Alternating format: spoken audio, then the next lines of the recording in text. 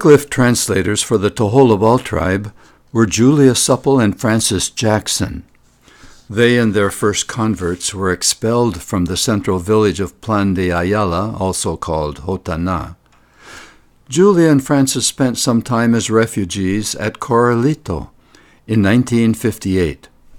Julia met us at the airstrip there when we went to celebrate Christmas with the Meyerinks and the Tzeltals.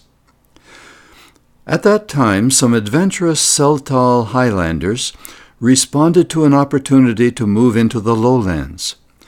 They established a small village called Santa Maria in the hills above the Tzaconilha River.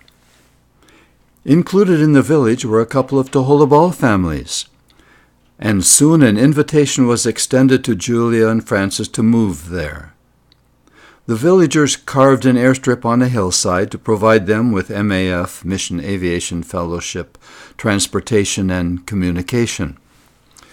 Very quickly, Julia and Francis found that they were spending most of their time serving and talking with the Tzeltals, which limited their contact and language work with the Toholabals. They asked the Corralito consistory to send a spiritual and medical worker for the Tzeltals, and Jacinto Santis and his family were flown down to Santa Maria. This is the village of Santa Maria. There was one house with aluminum roofing, where Julia and Francis lived. It was a rugged area, and the airstrip ended at the base of a hill. The plane had to land. There was no chance for a go-around. This was the view from the top of the airstrip. It was fenced in to keep their pigs from rooting up the airstrip and creating a hazard for the plane. The missionary home was just a roof with upright pole walls. The roofs of the Indian homes were made of leaves from a jungle palm plant. There were lots of kids, and life was harsh. The Santa Maria village was surrounded by unfriendly Toholabal villages, and eventually these villages succeeded in getting the authorities to cancel the existence of Santa Maria. A few of the Tzeltals returned to the highlands, but some moved higher into the hills and established a new village there named Chapayal.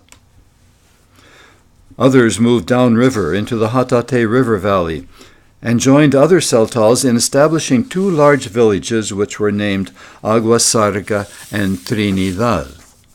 This is Trinidad, Trinity, a small human island in an ocean of jungle. And, as you can see, they had already cleared patches of jungle for their fields of corn and beans. They raised pigs with their extra corn and fenced in their homes to keep the pigs out. The pigs dug up the nearby jungle, looking for edible roots and worms. I flew into Trinidad with Pastor Francisco Gomez and medical worker Tomas Santis Kituk. The airstrip was located on a flat piece of land in the bend of the river. This was the entrance into the village. They supplemented their diet by hunting jungle animals, like this tepesquintle called halav in Tzeltal. Their chapel was located on the edge of the jungle. With the hot climate, no walls were needed, permitting any breeze to keep it cooler inside. The congregation gathered after the service for a photograph. This congregation, called Galilea, became the mother church for the whole area. On our return flight, the MAF plane gave us a view of the Miramar Lake, which was farther south in the valley. It had an island, which reportedly has some impressive and uncovered Mayan ruins. Some years later, on a visit to the large Tzeltal village of San Quintin, the Tzeltals took me to see the lake and to swim in it. Some years later, I was invited to Agua Sarga to attend the ordination and installation of their Tzeltal minister, Juan Lopez. The trip began in the highlands with this view of the Tzaconilha River Valley filled with fog and the rising sun. A new road had been created from Ocosingo to San Quintin so that the army base near Aguasarca could be supplied.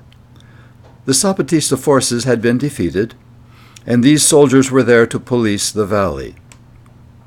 In these trucks, they traveled to and from Ocosingo over the rugged road. Near the road was a swinging bridge over the Jatate River, giving easy access to Aguasarca. Previously, we had to cross over with dugout canoes, which was always a bit scary. The swinging bridge was well made with sturdy cables. Several people could cross at the same time.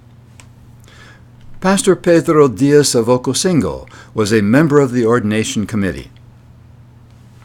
It was just the final part of the bridge that had lost some of its boards and needed repair. But the local kids had no trouble hurrying across. Pastor Francisco Gomez Santis of Triunfo is reading the liturgy for the ordination of Juan Lopez. Pastors Francisco and Pedro and an elder ordained Juan. Then Pedro Diaz read the liturgy installing him as the pastor for the valley area, including Benito Juarez, a Toholabal mission in a valley to the west, and the Chapayal congregation upriver. Juan then served communion for the first time, assisted by the local elders. And Juan is now serving those elders. We end with a photograph of the Ordination Committee, Pastor Juan, and the local elders. These 13 young adults walked 2 long days from Corralito to a village called Sultana, so they could accompany Pastor Francisco Gomez and me on a pastoral and evangelistic trip. Francisco and I flew down to Trinidad and then walked upriver to join the group at Sultana. Francisco's oldest son, Sebastian, was serving as a medical missionary at Sultana. Some of the group from Corralito were also part of Francisco's family, and here is Francisco with 2 of his sons, a daughter-in-law, and a daughter and son-in-law, and 5 grandchildren.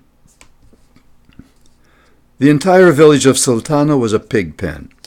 There was deep mud throughout the village, except for their fenced-in homes. We left Sultana and headed for the village of San Juan. We had to cross the Jatate River, which was muddy and swift after the heavy rains. Francisco waves from a smaller canoe. This was the scariest river crossing I ever experienced. The trail to San Juan was muddy and steep. One of the men spotted some berries in a tree, and like a couple of monkeys, they went up to pick them. San Juan is in sight at last. There we were hosted by Jacinto Santis. He is the elder who served as the medical worker first at Santa Maria and later moved down to Aguasarca. But after an embarrassing moral lapse there, he returned to Corralito. Then he received an invitation from the Catholic village of San Juan to be their medical worker, and here he is with his 5 sons. I took this photo of the evangelistic group at the village of Prado, just north of San Juan. There was only this one evangelical family in Prado. There were several evangelical families in the village of Tierra Blanca. They later would suffer severe persecution.